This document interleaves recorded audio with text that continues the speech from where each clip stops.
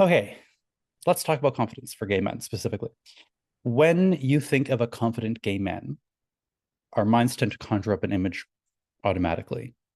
Someone attractive, who has lots of friends, who's outgoing and active, someone who succeeds at everything and never strikes out.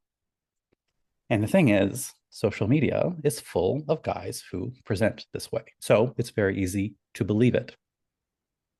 But in reality, what I see time and time again is a lot of the guys who look the most confident are actually, under the surface, very insecure. Not because they're bad, not because they're broken, not because anything's wrong with them, but just because the version of confidence that gay men are taught is performative and it's built on a very shaky foundation. And this could apply to straight men as well, but I'm focusing on the gay aspect, of course.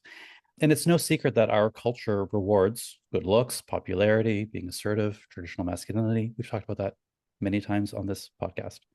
So it's easy to end up chasing those things in an attempt to fit in, be liked. And that behind the scenes narrative, whether you recognize that it's there or not, is the more impressive I am, the more liked I'll be, the better I'll feel about myself.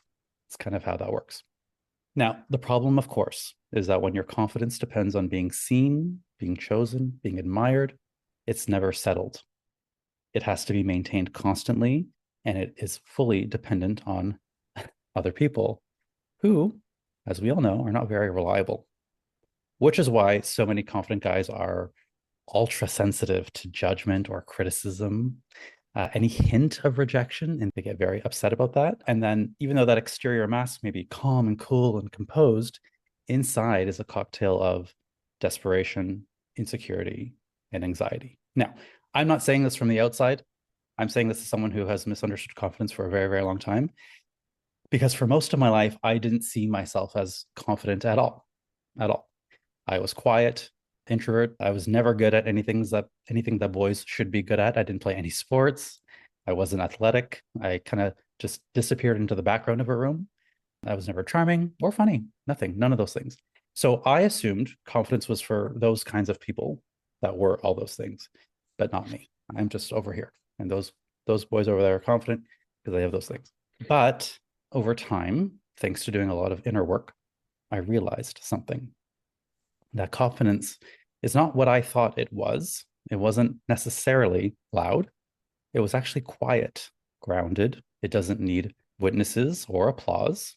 And it shows up mostly in how you handle discomfort, how you make decisions, and how you respond to life when shit gets tough. Now, once I saw that, that's when I was able to be like, oh, okay, it's not a personality trait. It's something that I build within myself. And then I started to notice a very clear difference when I looked around at the men around me. And that difference was looking confident versus being confident. And so today, that's what we're exploring. That's what I wanted to talk about in this episode today. Not to judge anyone, but really just to expose the myths of self-confidence that gay men inherit and why chasing the wrong version actually keeps us feeling insecure underneath. So that's what we're doing here today. So let's get started.